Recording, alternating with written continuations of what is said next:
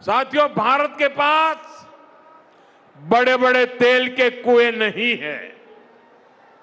हमें अपनी जरूरत का पेट्रोल, डीजल, गैस, ये सब बहुत बड़ी मात्रा में दुनिया के दूसरे देशों से, बाहर से मंगाना पड़ता है।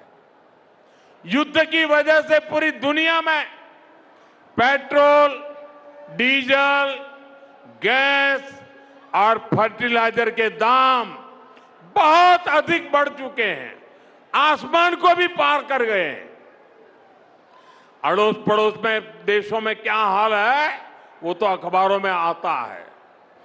भारत सरकार इस युद्ध के पिछले 2 महीनों से देशवासियों को इस संकट से बचाने के लिए लगातार प्रयास कर रही है। नागरिकों पर बोझ न पड़े, इसके लिए सरकार सारा बोझ सरकार खुद अपने कंधे पर उठा रही है। लेकिन साथियों, जब सप्लाई चेन पर संकट लगातार बना रहे तो हम कितने भी उपाय कर लें, मुश्किलें बढ़ती ही जाती है। इसलिए अब देश को सर्वोपरि रखते हुए, मां भारती को सर्वोपरि रखते हुए हमें एकजुट होकर के लड़ना होगा। हमें याद रखना है, देश के लिए मरना ही सिर्फ देशभक्ति नहीं होती है। देश के लिए जीना और देश के प्रति अपने कर्तव्यों को निभाना, वो भी देशभक्ति होती है। इसलिए वैश्विक संकट के इस समय में हमें कर्तव्यों को सर्वोपरि रखते हुए कुछ संकल्प लेने होंगे और उन संकल्पों को पूरे समर्पण भाव से पूरा करना होगा। जैसे एक बड़ा संकल्प है पेट्रोल, डीजल का संयम से इस्तेमाल करना। साथियों, हमें पेट्रोल, डीजल का उपयोग कम करना होगा।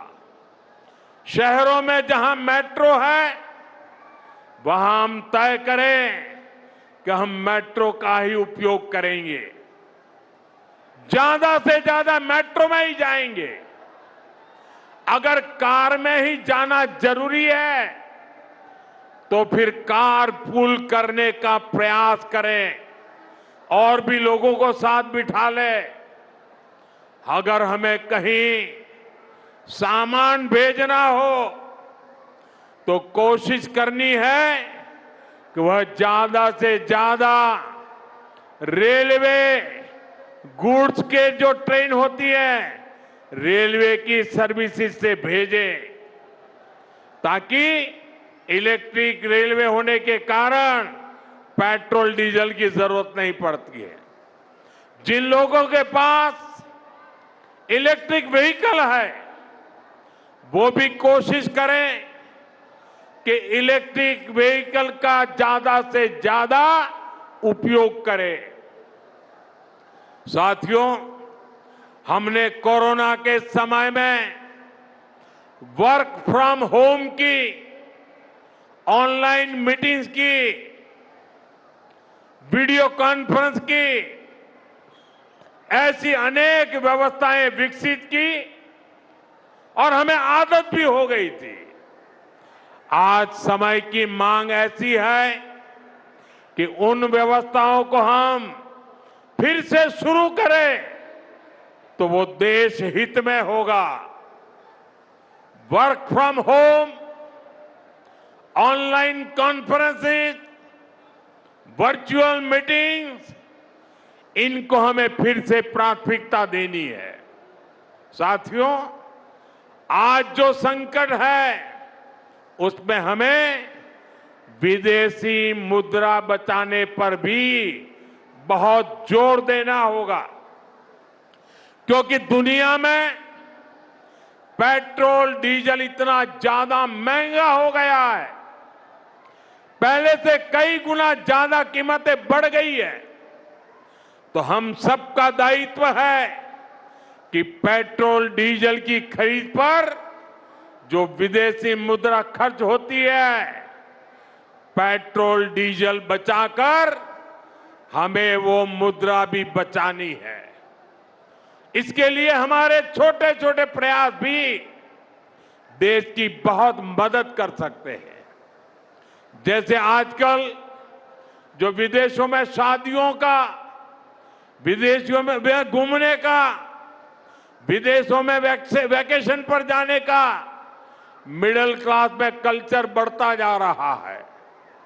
हमें तय करना होगा कि जब ये संकट का काल है और हमारी देशभक्ति हमें ललकार रही है, तो कम से कम 1 साल के लिए हमें विदेशों में जाने की बातों को टालना चाहिए। भारत में बहुत सारी जगह है, वहां हम जा सकते हैं। बहुत कुछ भारत में किया जा सकता है। इस बेटी को नीचे बिठाइए, उसे थक जाएगी। उस बेटी को बिठाइए। वो थैंक यू बेटा, थैंक यू। बैठिए, आप नीचे बैठिए। मैंने देख लिया बेटा, उसको देख लिया। अब आप बैठ जाइए। हाँ, इस छोटी बच्ची को क्यों परेशान करते हो भाई? इन बच्चों को बैठने दीजिए प्लीज। बच्चों को परेशान मत कीजिए जी। साथियों, हमें विदेशी मुद्रा बचाने के जो भी रास्ते हम लोग अपना सकते हैं, हमें बचाना होगा। साथियों, गोल्ड यानी सोने की खरीद एक और पहलू है जिसमें विदेशी मुद्रा बहुत अधिक खर्च होती है।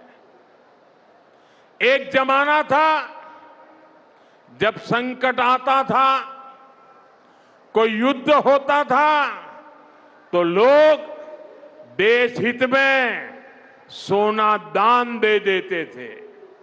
आज दान की जरूरत नहीं है, लेकिन देश हित में हमको ये तय करना पड़ेगा कि साल भर तक घर में कोई भी फंक्शन हो, कोई भी कार्यक्रम हो, हम सोने के गहने नहीं खरीदेंगे, सोना नहीं खरीदेंगे।